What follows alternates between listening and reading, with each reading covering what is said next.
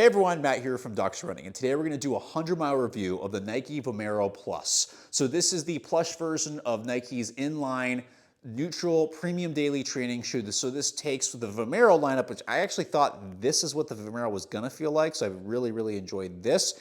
This takes the Vomero, and instead of having a React X and a Zoom X combo, takes full-length Zoom X foam throughout the length of the shoe. And yes, I know this is not traditional, this is not the same Zoom X that you're gonna find in the Vaporfly or any of the racing models. It's tuned specifically for daily training, although it still has a really nice bounce to it. From my understanding, this is supposed to be the update to the Nike Invincible, which I never got along with that shoe, as the upper did not work well for me. But this shoe I've gotten along well enough that I actually got 100 miles on it. And with this review, I wanted to share with you, how's the midsole? What's the ride feel like? What's the outsole doing? And this is my left shoe, so that you should be able to know that we're gonna have some good tell on the bottom to how well it's wearing. And then finally, what's the fit like, and how all of this stuff is changing over time to help you figure out not just, hey, what's this shoe gonna feel like? Is it something right for you, but is something right or not right for you in the long term? As always, we're gonna start off with specs in my men's size 10, which this is coming in at 10.6 ounces or 300 grams.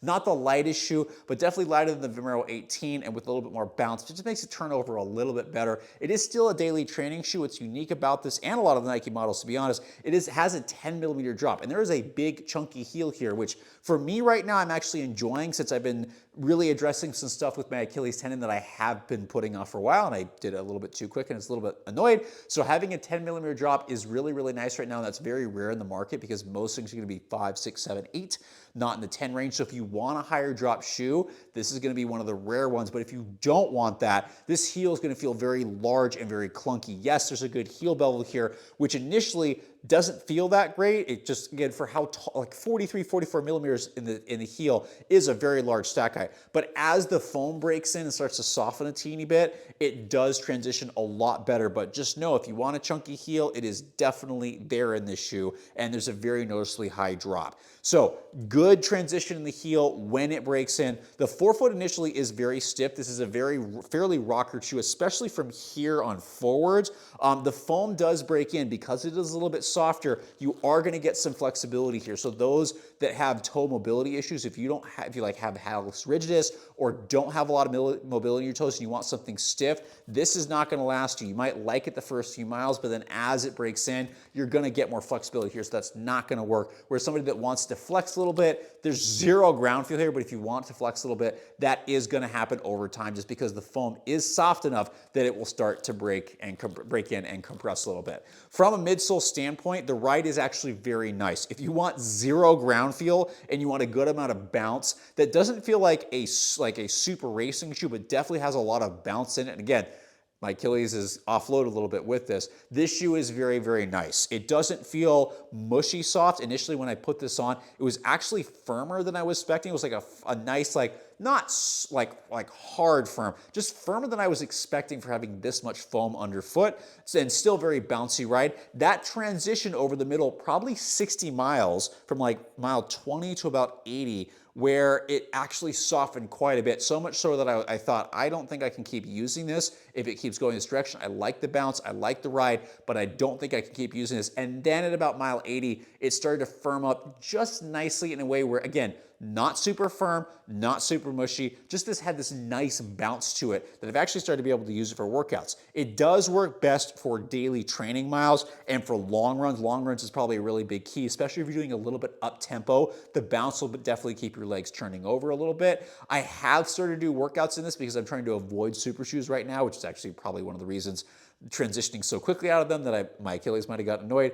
But the bounce does make this shoe great for things like tempo runs. So tempo runs are really great. Trying to do anything faster in this shoe, it's too large and it's too clunky to be able to do like a fart leg, super fast fart leg, or a track workout. But if you're doing some up-tempo stuff, an up-tempo long run, or you're trying to do maybe like a tempo run, this shoe is going to be really good as a daily trainer that can handle some workouts, just because it is so bouncy, but it is not light, although it feels lighter than the List weight because there is so much bounce there. So heel transition that breaks in with time, a midsole foam that definitely has some bounce to it. It's not the super racing kind, but it definitely has a lot of bounce for the shoe, and it starts a tiny bit firm, really, really softens, and then smooths out just a little bit toward the end as it breaks into that 80, 100-mile range. And it's been much better for me as I've got more miles on it. The nice thing about the foam firming out a little bit is that it makes it just a teeny bit more stable, but unfortunately, this is not a stability shoe. If you have stability needs, this is not gonna work for you.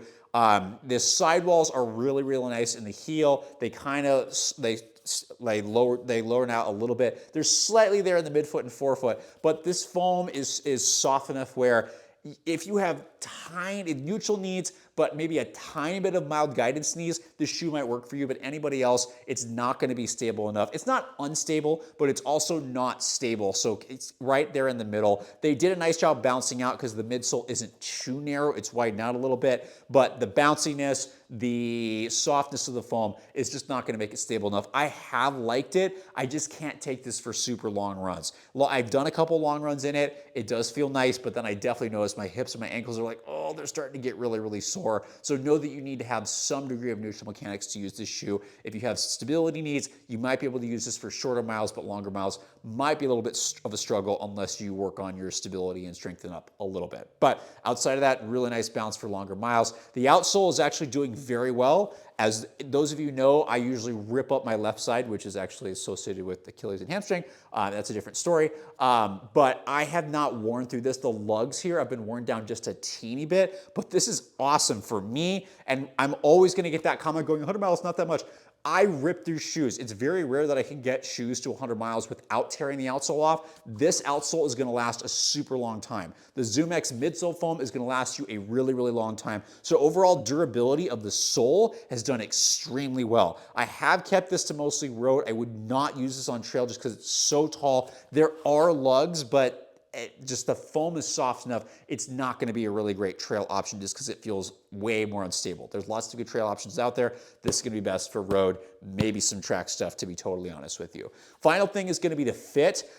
Those who want a really wide toe box, this is not gonna work. The toe box tapers quite a bit. The upper is this really nice mesh that does have a little stretch to it. It is very secure, but it is not a wide anatomic toe box as it tapers. The rest of the shoe, fairly normal in width. There's a good amount of padding through here. The heel counter is a little bit stiff, and I did notice it, although especially as the shoe breaks in, so those that are sensitive to that, be aware. But the inner liner is actually really comfortable. For those that wanna run sockless, you can handle this. I would personally prefer socks over longer miles. Initially it was good, and then as some of the inseams start to break in, then it kind of got annoying, so I would really encourage you to use socks. But taper toe box, normal width fit, fairly kind of standard for a lot of the Nike shoes out there. So if you're used to a Nike fit, this is not going to be any different. So overall, as a daily training shoe that has a little bit nicer foam to it, that's got a little bit more bounce, it's actually a really, really nice shoe. If you want a higher drop shoe, it's going to be great. If you don't, this is absolutely not going to work for you. If you want a wide toe box, this is not going to work for you. But if you want something that's durable, bouncy, and you're going to get a lot of miles out of this shoe, it's something to consider if it matches your mechanics, because it is definitely an extreme shoe. It's got a more extreme foam, got more extreme geometry, really tall midsole stack height, some differentials in the fit. So this is gonna work for specific people. Other people that want the exact opposite of this is not gonna work for you. So again, really, really great shoe, very polarizing for a lot of people, but I am really enjoying it and really getting some good miles out of it. I've done a lot of workouts and long runs and a lot of miles in it. Even though it's not fully appropriate for me, I just like the bounce. The bounce is really, really nice.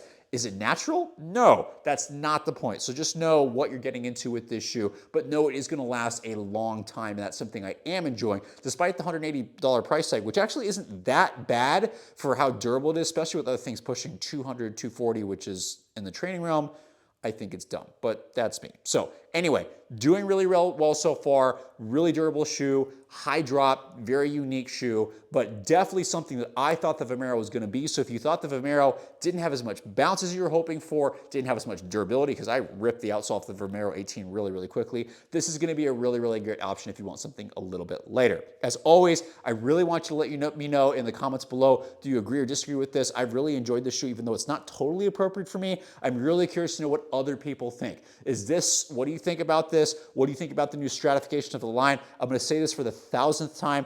I'm super excited for the Nike Structure Plus, Nike Please don't screw it up. I know it's not gonna be a lightweight super stability racer. I get it, but just excited to have something lighter in the stability market, but that's not what this shoe is about. So anyway, tangent, as always, hope this helps you make decisions about what's best for your feet. The goal is not to sell you shoes, but to help you figure out what might work better for you and also what might not, because the goal is to help you run healthy and pick things that work for your mechanics and not against you, because as a PT, I want to keep you healthy and I don't want to have to see you. If you want to see me, that's fine, but the goal is to help you teach you what works best for you so you can keep running and enjoy what should be a simple sport.